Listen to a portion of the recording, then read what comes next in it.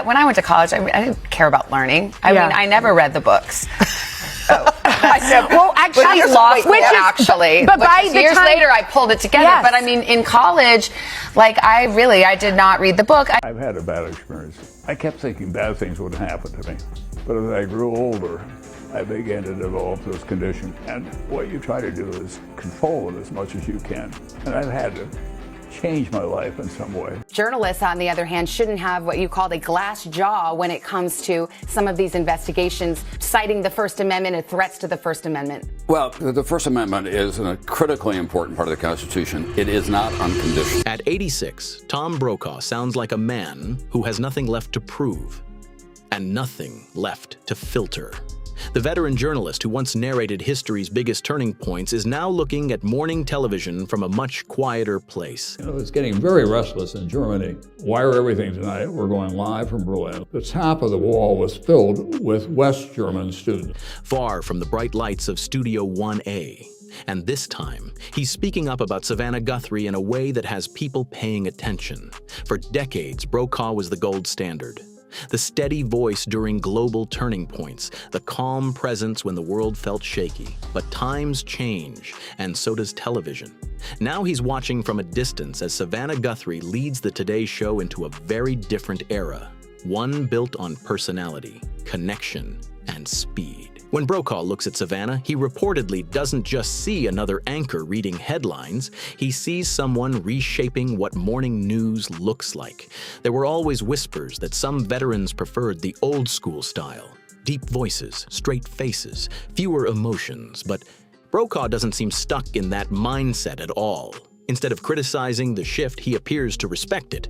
Rather than releasing some stiff, scripted statement, his support has come across more personal, almost like a quiet nod of approval. No, but we all. How many jobs? Let's go. I started when I was 14. Okay, illegal. Illegal. I started. It was illegal, probably, but I got $1 an hour. That's how they got away with it. I bussed tables. Bust tables. Okay. That's and then I got a job at like 15 at the cookie store. Okay. Yeah. Gained 25 pounds. It was like scoop the cookie dough, eat the cookie dough. Scoop the cookie dough, eat the cookie dough. Then I worked at a skateboard shop. And this was during all the high school school. year. I worked year round. Did you work at the skateboard shop because there was a cute boy there? No, that was like a cool job. I wanted that job really bad. That was like a cool place. And then I started working as like a kind of like a bookkeeper, secretary type position at a construction company. But I mean, I worked summer and all year long. Yes. But that was because my parents were like, you don't come looking for money and don't be asking for an allowance to do things you're supposed to do, like make your bed. Totally. If you want money to spend, it's got to be good for kids. Yes. It's got to be good. Savannah, in his view, isn't simply filling a seat once held by legends. She's juggling serious interviews 1 minute and lighter segments the next without missing a beat.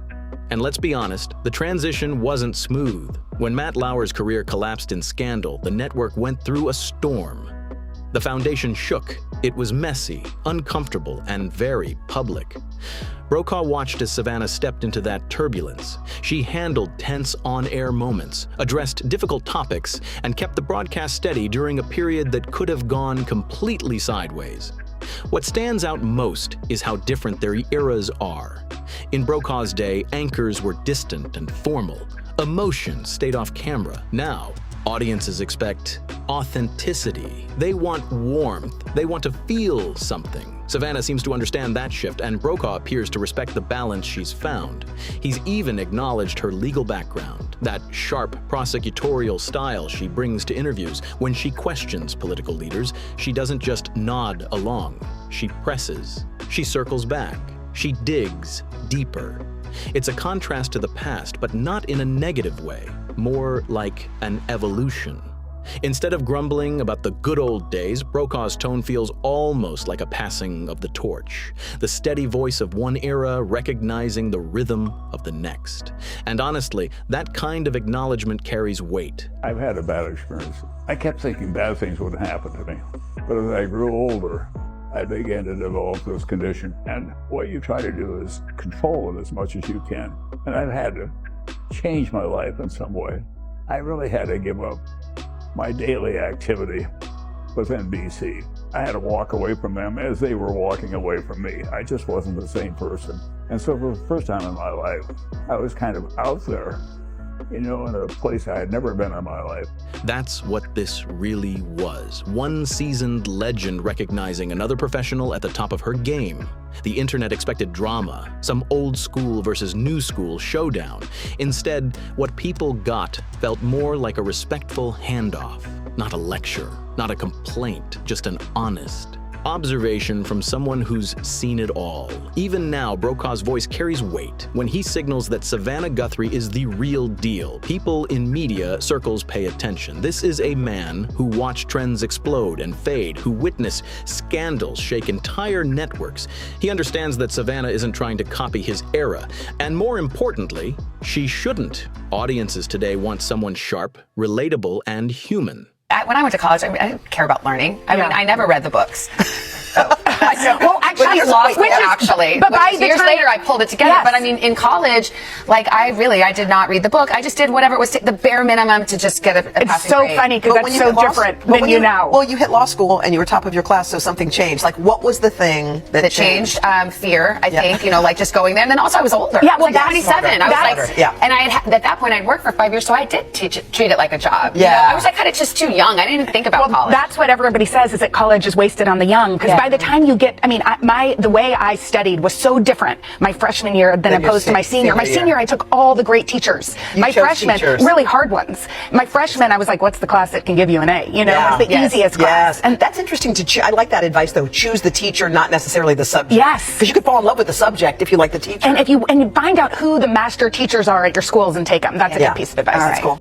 And that's exactly what she brings. But to understand why his words matter so much, you have to look at the world he came from. Before touchscreens and viral clips, news was physical. Papers, wires, ringing phones. The evening broadcast wasn't background noise. It was an event. Brokaw didn't just deliver headlines. He delivered moments that shaped how people understood history. He started far from the bright lights of New York, growing up in South Dakota. No shortcuts, no instant fame, just steady climbing through local stations, learning that in journalism, you either move fast or get left behind. By the time he hit national television in the 60s and 70s, newsrooms were loud, competitive, and intense. No instant fact-checking, no social media teams, just reporters chasing stories and racing deadlines. Brokaw thrived in that pressure during Watergate, during Vietnam, during global turning points that changed the course of nations. Alongside Peter Jennings and Dan Rather, he became part of a trio viewers trusted deeply. Back then, when he spoke, people listened. It wasn't casual scrolling, it was appointment viewing.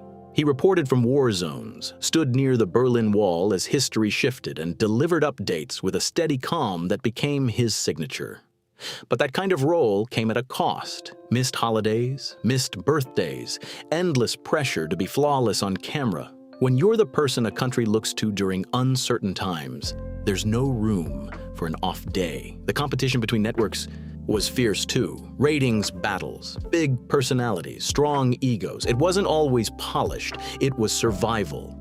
And Brokaw navigated all of it, building a legacy brick by brick. So when someone like that looks at Savannah Guthrie and offers genuine respect, it's not casual praise, it's history acknowledging evolution. Tom Brokaw came up in an era where network news felt like combat. Ratings were serious, reputations were everything, and the stakes were sky high. He wasn't just chasing headlines, he was shaping how millions of people understood the country. For years, he looked untouchable. The voice, the presence, the authority. But even legends can feel the ground shifting beneath them. As the 90s rolled into the 2000s, the media world sped up fast. The 24-hour news cycle exploded, and the slow, measured tone of the nightly broadcast started to feel old school. Brokaw saw it coming. He had built a career honoring what he famously called the greatest. Generation, even turning that phrase into a best-selling book. He gave voice to people who lived through the Depression and World War II. In many ways, he became the bridge between that stoic generation and today's hyper-connected world. When he stepped away from the anchor chair in 2004, it felt symbolic, like the end of a powerful chapter. But he didn't disappear. He stayed close enough to watch the industry transform. The internet tore down old gatekeepers. News became faster, louder, more emotional. And inside the same building where he once ruled primetime, a former attorney named Savannah Guthrie was quietly rising. It's okay to greet someone and to meet them and to talk to them. I think one thing I thought when I was a kid, it was like all my high school friends, they didn't know how to talk to someone whose father had just died. Yeah. So nobody would talk about it. Yes. I still don't. Yeah. So people don't talk about it. And I understand that. But what I realized, and I remember thinking it even then at 16 years old, there's nothing you could say that would make me sadder than I already am. So go ahead and say it. Go ahead and say, hey, I'm thinking about you, or I hope you're okay. I remember one girlfriend, maybe a year or two later, said to me, Savannah, I just wanted you to know that I really remember your dad. And I remember coming in and he would always make jokes and made me laugh. And I just, I think about him a lot. And I just wanted you to know that. And I was so relieved and grateful that she remembered. It was like, you want that person to be remembered. So that's a long-winded answer for your question. There's a lot there, but it's like, that's grief, any adversity, anything. And sometimes it takes years and years, and that's the part of reclaiming. Savannah didn't follow the classic local station ladder the way many of her predecessors did. She started in law, a litigator, someone trained to find weak spots in arguments and press until the truth surfaced. When she moved into journalism, she brought that courtroom edge with her. Calm but sharp, friendly but firm. Her climb wasn't handed to her. She covered tough assignments, stood outside government buildings before sunrise, and worked her way into bigger roles. There was always something distinct about her style. She could break down a complicated Supreme Court decision in simple terms, then pivot and press a political figure with precision during an interview. Then came the defining moment. When Matt Lauer's career collapsed in scandal, the Today Show was shaken. Viewers were stunned. The set felt different overnight. That was Savannah's test. And instead of hiding behind scripted lines, she chose transparency. She admitted she was processing it in real time, just like the audience. That honesty stood out. From there, her era truly began. She proved she could handle serious political coverage one day, including major Republican events, and returned to lighter segments the next without losing credibility. She wasn't trying to mirror Tom Brokaw. She was building something different, and that difference is exactly what makes her stand out today. Savannah wasn't trying to copy anyone who came before her. She was focused on being the first Guthrie, and that alone stirred reactions. Critics lined up fast. Some called her too sharp. Others picked apart her delivery. There were even debates about whether two women could successfully anchor the show together, as if decades of male hosts had written some unbreakable rule. But Savannah didn't flinch. She leaned into what made her different. Her interview style became her trademark. She'll smile, ask a calm question, and let the guest settle in. Then, just when they think they're in control, she circles back with precision and exposes the weak spot in their answer. It's subtle, controlled, and hard to ignore. That's the kind of skill that earns quiet respect from veterans like Tom Brokaw. Her rise wasn't easier than the generation before her. It was just a different kind of pressure. Instead of battlefield reporting, she faced the nonstop digital storm of instant reactions and social media commentary. Every word dissected, every expression analyzed. In a time when even the meaning of truth gets debated online, she had to stay steady while millions watched. At the same time, she balanced motherhood. Savannah has been open about having her children later in life and how demanding that balance can be. Early mornings on set, late nights at home, the kind of exhaustion that doesn't disappear with makeup lights. That vulnerability made her relatable. When you were 16, your dad suddenly passed away. Yes. And so I know that you've talked about your sister, I think, said that God was the sixth member of your family. Yeah. How did losing your dad affect how you looked at permanence and impermanence and your view of the world? Yeah. I mean, that is an earth-shattering moment, I think probably at any age, but definitely when you're a 16-year-old junior in high school and you come home one day and your father is gone. And that's what happened. You know, it was a Friday night, I'm out with my friends. I had a midnight curfew. Usually I'd come home and the lights would all be dark and I'd have to peek my head in the door of the bedroom and say, Mom and Dad, I'm home. And this Friday night I came home and the lights were all on. And I knew, it's just this way that, I think our instincts and our gut, it's like you could feel it in the air. I knew something was wrong. So, that was shattering in so many ways. And I think grief is a funny thing. I think there's a lot of ways in which I have a lot of grieving to do because I think I tried to just move forward and I did. But It changed everything. Viewers didn't see a distant figure behind a desk. They saw someone juggling real life in real time. Meanwhile, Brokaw faced his own chapter of reality. In 2013, he was diagnosed with multiple myeloma, a serious blood cancer. A man who once delivered global headlines suddenly had to confront his own health battle. Instead of hiding it, he spoke about it with honesty. Aging, slowing down, stepping away from the spotlight. It wasn't easy for someone who spent decades at the center of national conversations. He gradually shifted toward family life and his Montana ranch, trading breaking news alerts for a quieter rhythm. Letting go of that powerful on-air identity was its own challenge. Savannah's struggle, on the other hand, has been about sustaining momentum in the middle of it all. Career highs, personal responsibilities, and constant public scrutiny. Behind the polished broadcast, there are real mornings filled with concern about a sick child or missed moments at home.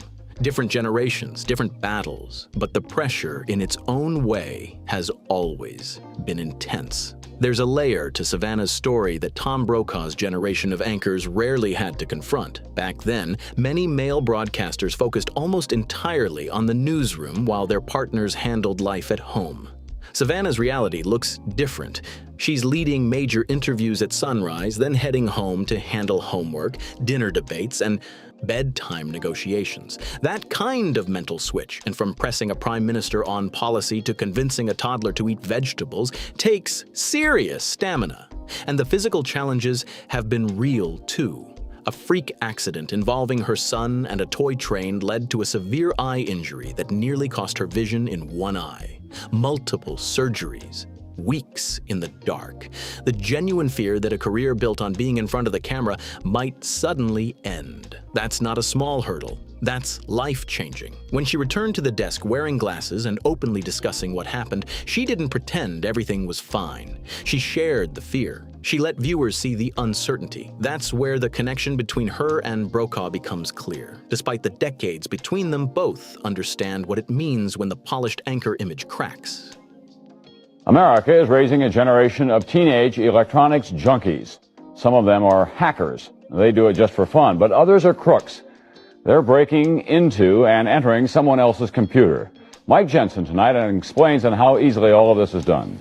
Brokaw faced his own health battle with multiple myeloma, navigating aging and illness after decades of projecting strength. Savannah faced high-risk pregnancies, eye surgeries, and the everyday chaos of parenting while staying sharp on air. Different struggles, same resilience. When Brokaw speaks about her strength, it doesn't feel casual. It feels personal. He recognizes someone who keeps showing up even when it would be easier not to. Neither of them turned their private challenges into spectacle. They handled them with restraint, the same steadiness they brought to reporting. Those quieter battles and the hospital visits, the recovery periods, the doubts, don't show up in highlight reels, but they shape the person behind the desk. At the same time, the industry around them has changed dramatically. The traditional image of the untouchable news anchor has faded. In Brokaw's prime, the anchor delivered the story, and that was that. No instant feedback, no viral reactions within seconds. Viewers listened, period. Now the landscape is fragmented, opinions fly in every direction, conversations unfold across countless platforms at once. The single authoritative voice has been replaced by a constant digital chorus. The role hasn't vanished, but it has evolved. And maybe that's the real story here. Not the end of an era, but the transformation of it. One generation built the granite desk. The next one learned how to sit at it while the ground beneath it kept shifting. Savannah Guthrie stepped into a media world where the pedestal had already been cut down. The larger-than-life anchor image, gone. The granite desk, now it feels more like glass, transparent, exposed. And that's exactly why Tom Brokaw's public respect for her hits differently. In many ways, he's acknowledging that the old formula, the distant, stone-faced authority figure, wouldn't survive untouched in today's climate. If Tom were launching his career now, he'd probably be expected to host a podcast, post online, and connect with viewers beyond the broadcast. The untouchable anchor era has shifted into something else entirely. Savannah represents that shift. She isn't just delivering headlines, she's navigating interviews, balancing tone, maintaining credibility, and doing it all in real time while millions react instantly. That takes adaptability. One segment might focus on serious national policy. The next might spotlight a cultural moment everyone's talking about. The pivot has to feel natural and authentic. Today's audience wants more than information. They want connection. They want to understand the person behind the desk. In Brokaw's time, personal details stayed private. Now, viewers know what Savannah reads, how she approaches motherhood, even how she handles a rough morning. That visibility can feel overwhelming, but it's part of the job now. Authenticity carries weight, and Brokaw seems to recognize that evolution instead of resisting it. He's not scoffing at lighter segments or the conversational tone. If anything, he appears impressed that Savannah can preserve journalistic integrity while performing what is essentially a live 3-hour broadcast every weekday. That's endurance, that's focus, that's skill. The pedestal may be gone, but the responsibility hasn't disappeared. If anything, it's intensified. The voice that once felt like a proclamation now feels like a dialogue, messier, faster, louder, but still powerful. Brokaw's quiet nod feels symbolic. One era saluting another without bitterness. The method changed, the tools changed, the speed changed, but the storyteller still matters. And that might be the real takeaway here. If you enjoyed this breakdown of 2 generations of broadcast legends, make sure to like this video, share it with someone who loves media, deep dives, and subscribe for more stories just like this. There's always another layer behind the headlines. And don't click away just yet and check out the next video on your screen for more celebrity drama and behind the scenes insights. I'll see you over there.